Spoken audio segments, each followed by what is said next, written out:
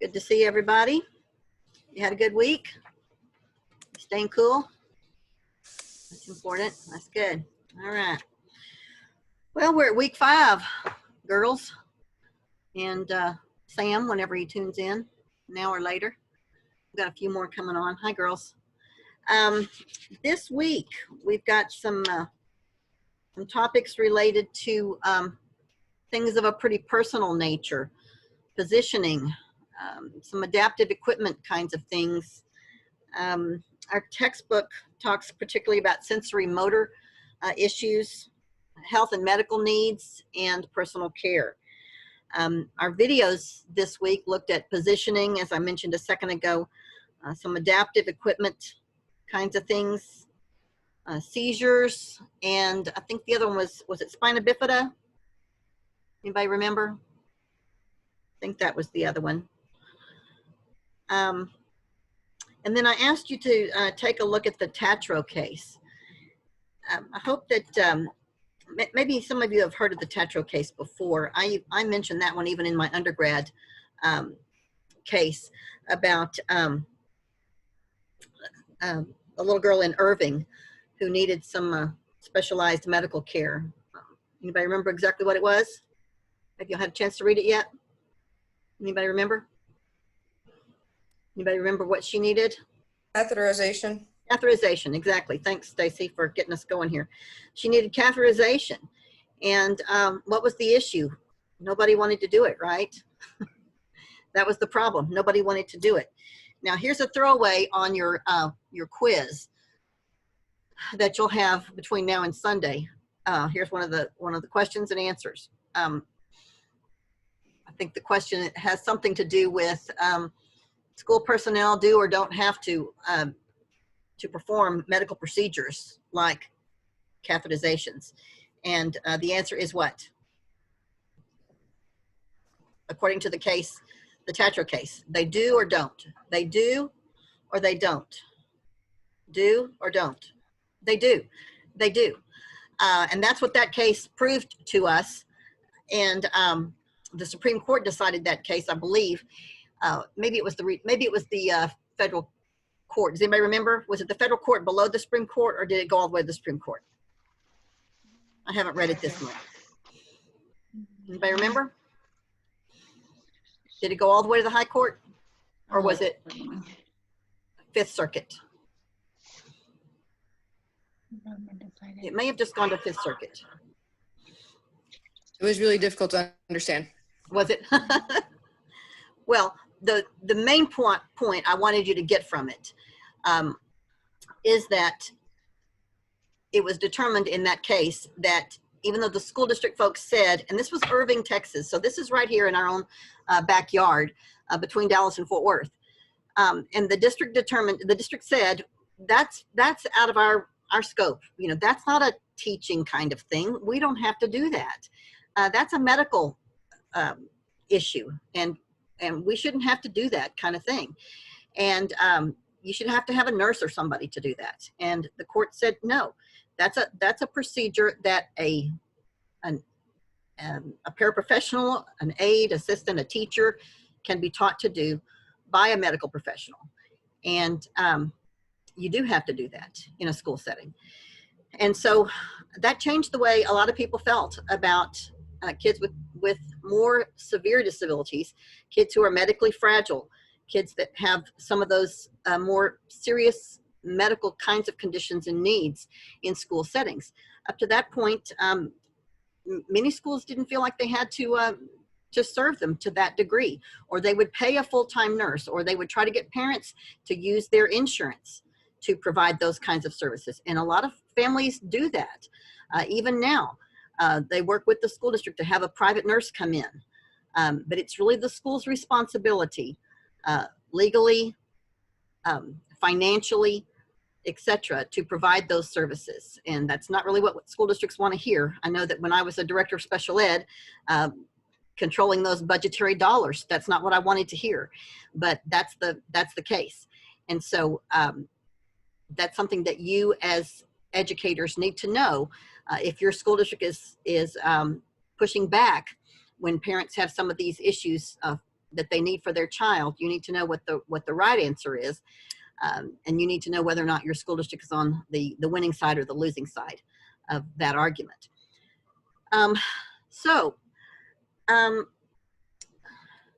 That takes me to a debate that we've had some in our diagnosticians courses, a little bit about some of these kinds of issues. If you have a health condition that is threatening to the people who might be serving that child in some sort of health capacity. So let's say that this is a condition that the child does need catheterization, and suppose that the child, now I can't remember Tatra's first name. Anybody remember it? Anybody remember? If you don't, that's fine. I don't remember it. Amber. Amber? Mm-hmm. Amber did not have a condition like AIDS or any other kind of communicable disease. I think she had CP, but I'm not sure now. Somebody correct me if I'm wrong on that. But if the child did have something that was communicable, would the district still have to provide those kinds of health services? What's the answer to that question? And I'm seeing some heads up and down. The answer is yes. Yeah, I think according to our book, unless a physician or hospital is required to do the procedure, the school then has to provide the services in order to gain access, to education. And I think it's kind of clarified in this case order also. The book says you have to do it, and then the case order says, oh yeah, you have to do it by law now. Absolutely. So, and you know what? I mean, a lot of y'all might be too young to remember the AIDS scare, but I very much so remember being a little scared of kids in the early 90s because we did not know what was going on. And you still had to provide the services unless a medical professional actually had to provide them. That's right, Teresa. And I remember specifically when I was a director, we had a student in our district who was HIV positive. He didn't have full-blown AIDS, but he was HIV positive because of it was passed from his mother, who had been a drug user, and he had a lot of resulting disabilities because of her drug use. And he was immobile. He was in a wheelchair. He was nonverbal. He was very much like some of the students that we've talked about all semester. He was dependent on others for his toileting needs. He wore a diaper. He had to be fed. He was spoon fed. He was not tube fed, but he was spoon fed. And so we had paraprofessionals that helped with all of those tasks. And he was in our junior high at the time. And we had a big issue because we had a couple of new, if you've ever worked in a life skills classroom, you may know that paraprofessionals come and go quite a bit. It's kind of an intense environment. Teachers come and go quite a bit in those environments as well. But we had paraprofessionals that came and went quite a bit. And we had a teacher that was that was privy to that information and wanted to tell all of the paraprofessionals what his condition was. And that goes against his right to privacy for his medical conditions. And I'm not sure how she had found out, but nevertheless, she knew. And she was very adamant that everybody needed to know. And we checked with our attorney, and the attorney was quite adamant on the other end of that equation, that the paraprofessionals, even the teachers, and everybody else in the district, no one had a right to know that the student was HIV positive. And when I've shared this story with other people, they say, how could you not let people know that they're dealing with somebody who's HIV positive? It's particularly if you're changing a wet diaper or a messy diaper, or you're feeding the student by hand, and maybe he would, accidentally bite you, or maybe even intentionally bite you. This student, was very low functioning cognitively. And the answer to all of those questions is the educator still does not have the right to know. Now, the reason is because educators are bound to use those universal precautions. That video that everybody has to watch at the beginning of the year about those universal precautions that we're supposed to be using no matter what the condition of the student, whether the student has a deadly disease or whether they don't. We're still not supposed to come into contact with any bodily fluids. And so everybody should be using gloves whenever they change somebody's dirty diaper or wet diaper, or whether or not they're feeding them. If they're getting close to the student's mouth or they're wiping the student's runny nose, they should be using those universal precautions where they're not coming into contact with bodily fluids. And we should treat every child intellectually as though they do have a communicable disease. We should approach every bodily fluid as though it's a toxin to us. And we're certainly becoming more accustomed to that line of thinking in the day in which we're living right now. I never would have thought this way in previous years in my career, but suddenly everything's changed. And we're all looking at other people differently than we used to. But that's basically the bottom line on the law on this issue. We are required to provide those services, and we're not allowed to know any more than the basics about what we need to know about the child's medical record. So those are just a couple of things. I have a question. Sure. In the medical field, are they required to let nurses and doctors know that are going to be performing on them? I would say that if it's, I don't really know all the pros and cons and ups and downs and ifs and outs, ins and outs of all of that. Who knows what? I would say that probably whatever is in the medical record, it's probably like in schools, it's on a need to know basis. But our attorney was very clear with us that was protected information and not something that we were at liberty to share with other people. That was the very reason why we had those universal precaution trainings, was so that we used that with everyone, so that we didn't have any questions about those kinds of things. So, as far as the medical record, I don't know. I would imagine that it's a lot like the educational record. Probably people that don't have any business looking at it, look at it. We all know how that works in schools, right?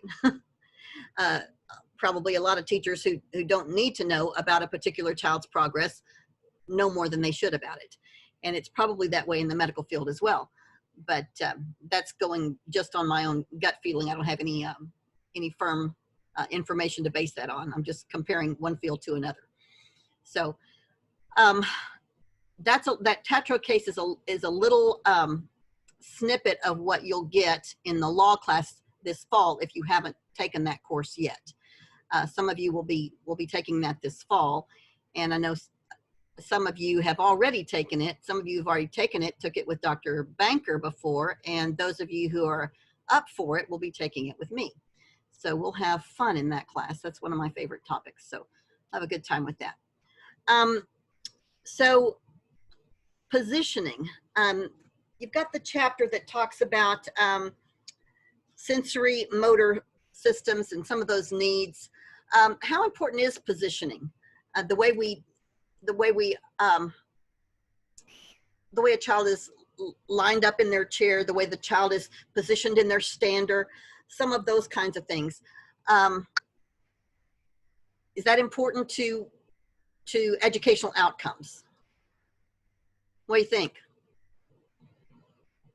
Absolutely. It's highly important. I mean, I have many students that I have to, carefully watch, no matter if they're sitting, standing, walking. I mean, we use a lot of different things just to help the student. But I mean, just seeing how like one day they'll be sore and the next day like they don't want to move at all, and then find out that, oh well, somebody didn't position right, you know, this could be the reason. We don't know for sure, but Mhm. could be the reason. But I mean, if they're going to not feel good and they're not sore, then are they truly going to work for us? Really good point, Rebecca. And this is, of course, where your physical therapist and to some degree your occupational therapist as well really come into play to help you, to help the teacher get all these things right. If you're going to be the diagnostician, sometimes you work as a liaison there. The teacher and the therapist are going to work very closely together. But on the paperwork end of things, you're going to be the conduit between the two, to get all of that in order. I know So go my ahead. PT always told me to think about if I had to stay in the same position all day while I was trying to work, how much I would actually want to work. And so when I would tell my paras, you know, you have to keep that in mind. You know, we move around all day long. They can't possibly stay in their wheelchair all day long. And so it was sometimes a struggle that the kids didn't want to go into the standers or go into the other activity chair, but it was just one of those things we had to make them do for that reason that, you know, it wasn't good for them to not do it. That's a really great analogy there, I think, to put yourself in that position. Well, it becomes a ritual. And so if you actually get those kids on that schedule as well, then they'll start getting used to it. Not just for parents, but I mean, those kids will start seeing, okay, this is my routine. This is what I need to do now. And then talking about the paras, it was very hard for me to leave, like for the day, if I had to go somewhere, if I was asked to go to a training or anything like that, just because it was one of those things where I had to make sure my paras were still going to follow that routine. Because they, you know, there have been a few that are like, oh, well, they'll be fine. You truly don't understand. I know we don't have that feeling and we've never experienced that, but we have to truly keep them in mind and make sure that we follow all guidelines and all routines. That's good. I know it was either yesterday or today, I was sitting on my bed, Indian style. And y'all are all younger than me, but if I do that for, you know, too long, I have a really hard time getting into a different position. And so, Andrea, you make a great point. I even was having this thought. If I had to do this for too much longer, if I had to sit this way in the Indian style position for a whole lot longer than I am right now, then I would have a really hard time, you know, getting out of it. Sometimes, you know, unlocking your legs from that locked position is a hard thing. So just think about if you didn't have that that muscle tone that we have, or you had that hypertonic as opposed to the hypotonic muscle tone. It's got to make movement so very difficult and painful at times. And so those are things that we've got to think about when we're working with children who have some of these kinds of issues. All right, we've talked some about those sensory motor kinds of things, some of those health and medical needs, the personal care issues that are discussed in the last chapter, chapter 15? 30, yeah, 15. That's kind of what our activity this week focuses on. And I haven't had any direct questions this week about that. But I know the last couple of years that I've taught this course, I've had some questions about this activity. And so what I wanted to do right now is to show you a couple of samples of activities that people have come up with for this. One is very simple and one is very complex, but they're both very good. So I want to do that right now so you can kind of see what that looks like. All right, I'm going to show you the simple one first so you're not overwhelmed, okay?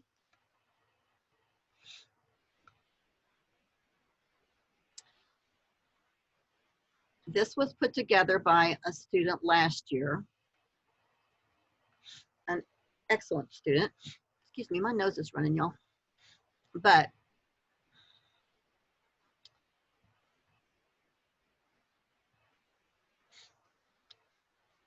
if you break this, this assignment down, she chose the target skill of washing hands. So on the portion of the assignment that asks for prerequisite skills, here are the things that Carla said were the prereqs for washing hands, the things that the student needs to already know before tackling washing the hands.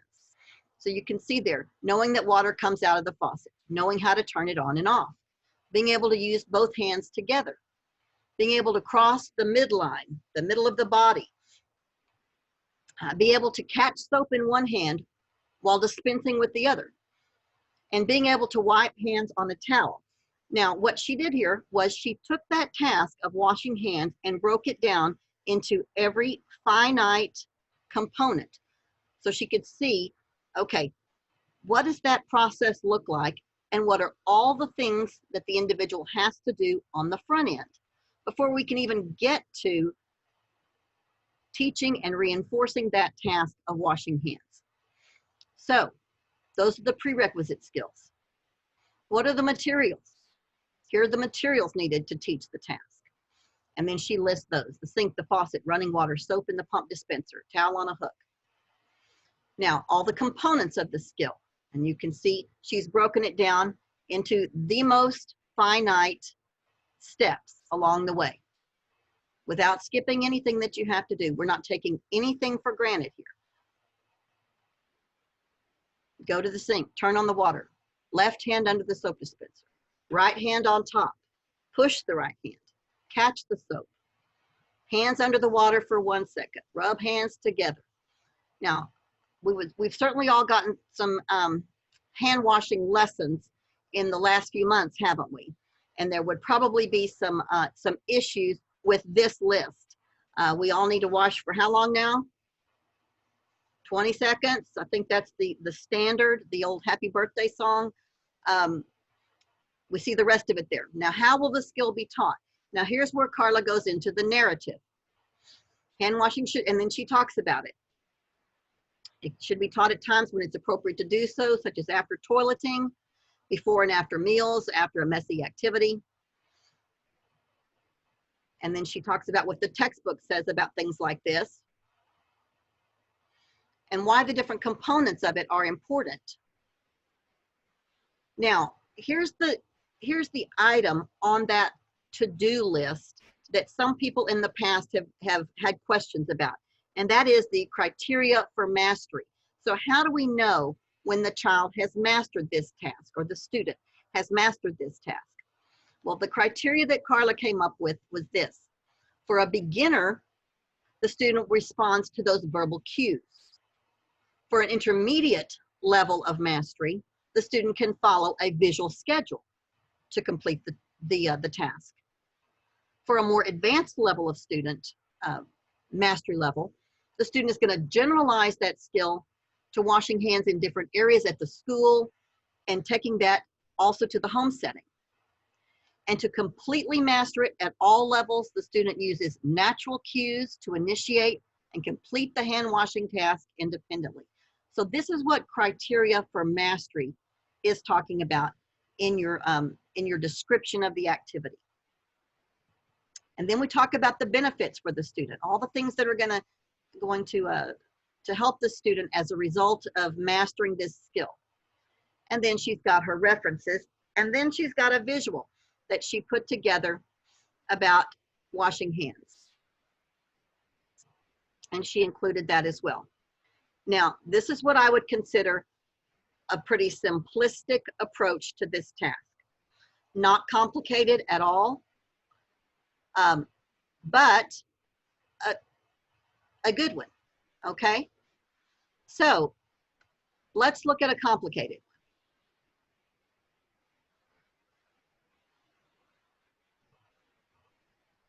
one. Oops, wait a second.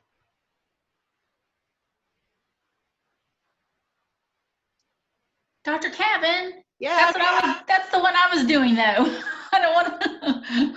Well, it's okay. I'll pick a different one. Can you see it? I can't see it. Can you see it right now? Okay, I can't see it. I'm gonna have to find it. Oh, there it is. There it is. Okay. Now, you can still do teeth brushing, but I just want you to see how complicated this is. Now, the person who did this 2 years ago has completed her doctorate, and she is also a behavior specialist. So her job is teaching tasks. Primarily, she's a behavior analyst. So she looks at behavior in a way that's very unique. She's got the BCBA behind her name that we talked a little bit about last week with Meredith. And I want you to see how she did this task. Now, needless to say, she got an A also. She talks about the prerequisite skills to brushing the teeth.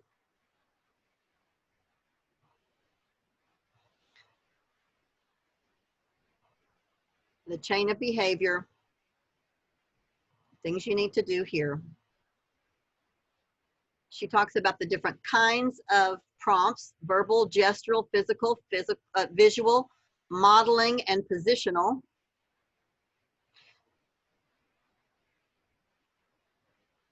The criteria.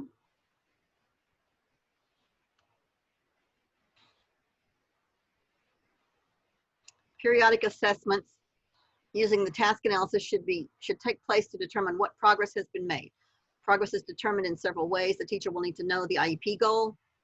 And then she writes out the IEP goal in very specific terms.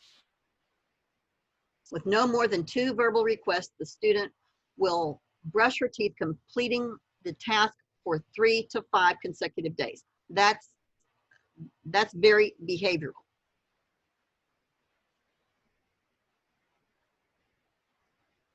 And she talks about using a rubric for mastery. Then the benefit of the task. But I want you to see this. Has it broken down into hand over hand, verbal physical prompts to be faded, and then independently. And she's got it all put into a fancy chart.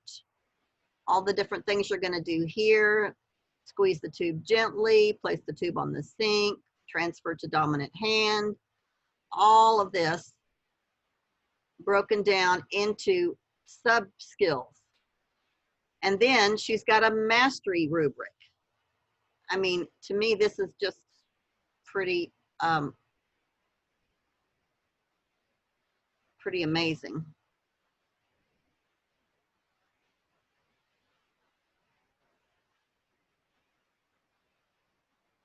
Okay.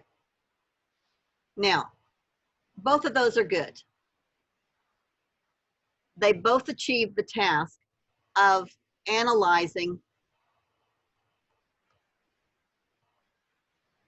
a health care, personal care skill, right? One looks at hand washing, one looks at teeth brushing. Several people can look at teeth brushing, and that's fine. And Teresa, you can still look at teeth brushing, and somebody else can still look at hand washing. There's not that many personal care skills to go around, so we're going to have some redundancy here. I think your approach to it is what's unique. The way you look at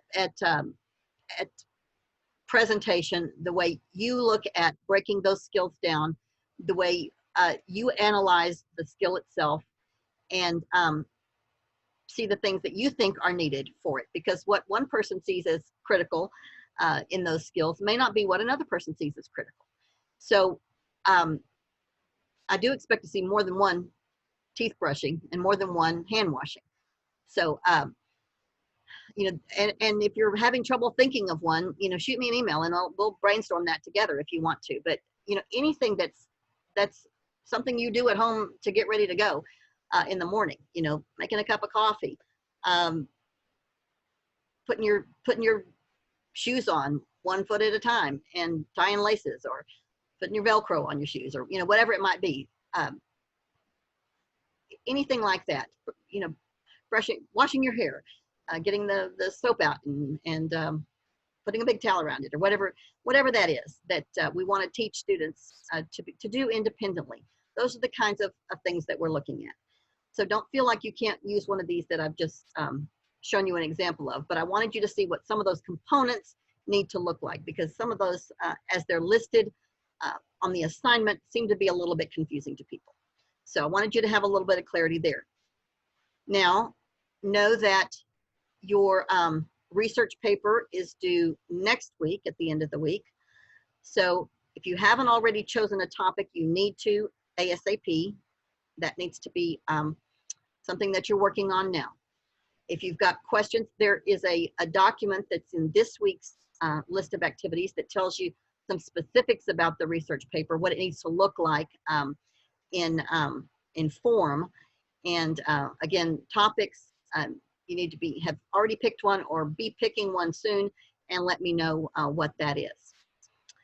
Any questions about this week's chapters, this week's discussion, tomorrow's quiz, videos, activity, anything?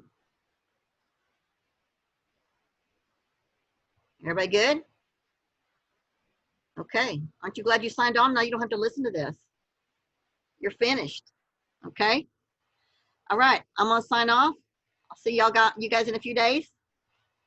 Take care. Bye, girls. Bye. Bye. Dr. Kevin, can you stand so I can ask you a question? Sure. I'll let everybody sign off first, and then we'll turn off the recording. Okay, Bye, thanks. guys. Okay, bye.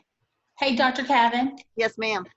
thank you for getting my paperwork in order. Sure. I appreciate it. I appreciate your patience with my Sure. worry